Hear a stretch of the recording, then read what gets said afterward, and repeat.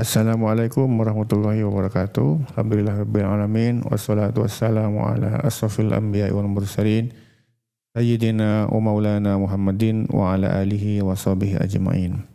Alhamdulillah kita bertemu lagi dalam pembahasan tentang menggapai cinta Allah perspektif aswaja. Buku ini dikarang oleh Ustadz Fauzi Palestine. Oke, langsung kita bahas ke bab 12. Sejatinya kita menunggu kematian. Di mana saja kamu berada, kematian akan mendapatkan kamu, kendati pun kamu di dalam benteng yang tinggi lagi kokoh.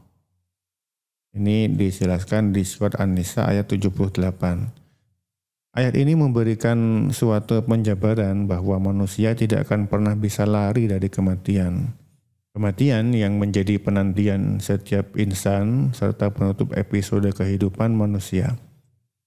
Disinilah sebenarnya Al-Quran sebagai firman Allah turut berbicara masalah kematian. Di dalam agama manapun tidak ada satupun penjelasan bahwa manusia akan mengarungi kehidupan sepanjang masa.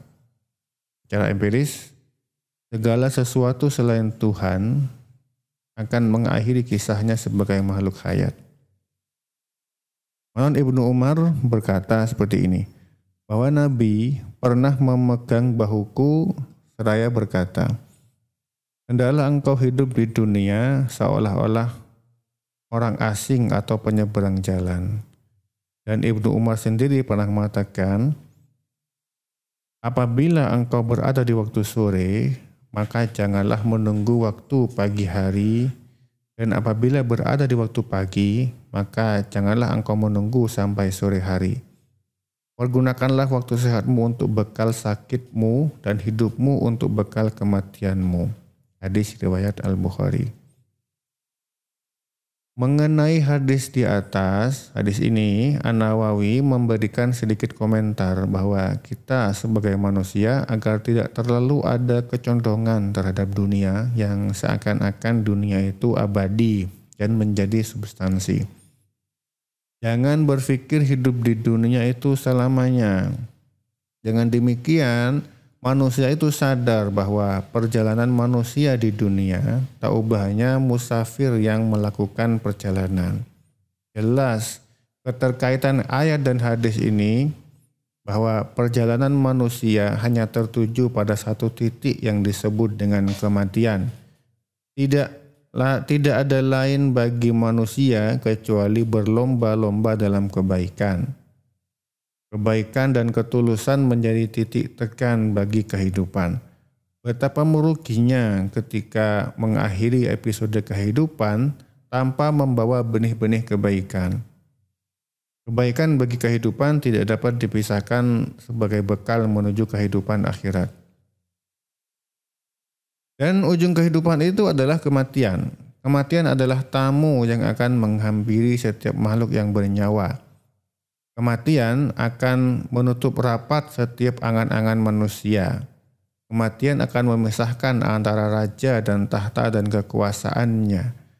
Kematian akan memisahkan antara anak dan istrinya, ibu dengan anaknya, murid dengan gurunya. Jika sudah saatnya tiba, siapapun dia tidak akan mampu membendungnya. Itu sudah dijelaskan oleh Allah melalui firman-Nya. Tiap-tiap umat mempunyai batas waktu. Maka apabila telah datang waktunya, mereka tidak dapat mengundurkannya barang sesaat dan tidak dapat pula memajukannya. Ini tertulis di surat Al-A'raf ayat 34. Dalam surat Al-Ankabut ayat 57, Allah juga menegaskan, tiap-tiap yang berjiwa akan merasakan mati. Kemudian hanyalah kepada kami kamu dikembalikan. Tegas sekali Allah mengungkapkan masalah kematian. Ini patut dipahami bersama bahwa kematian itu benar-benar tidak menunggu tua. Kematian itu juga tidak menunggu sakit. Dalam realitas masyarakat, banyak sekali kita jumpai umat Islam yang lupa akan datangnya kematian yang menjadi akhir dari segalanya. banyak dijumpai adanya kemungkaran yang merajalela. Maraknya pecandu minuman keras, seks bebas yang semakin meluas di kalangan para remaja, gencarnya pelaku koruptor, dan masih banyak kebatilan yang lain.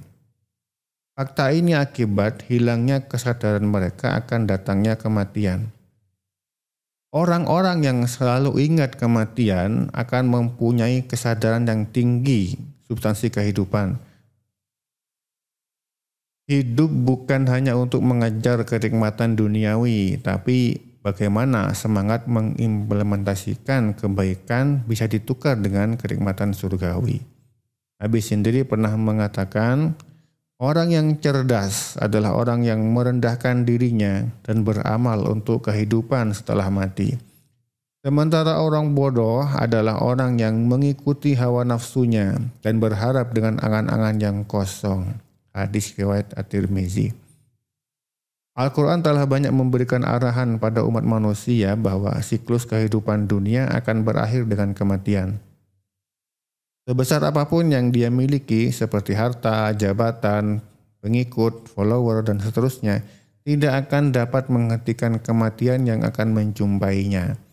Maka setiap hari, setiap waktu, setiap detik manusia harus banyak berpikir bahwa amal baik apa yang akan kita bawa sampai mati. Semoga Allah menjadikan kita sebagai hamba yang husnul khotimah. Amin Allahumma amin.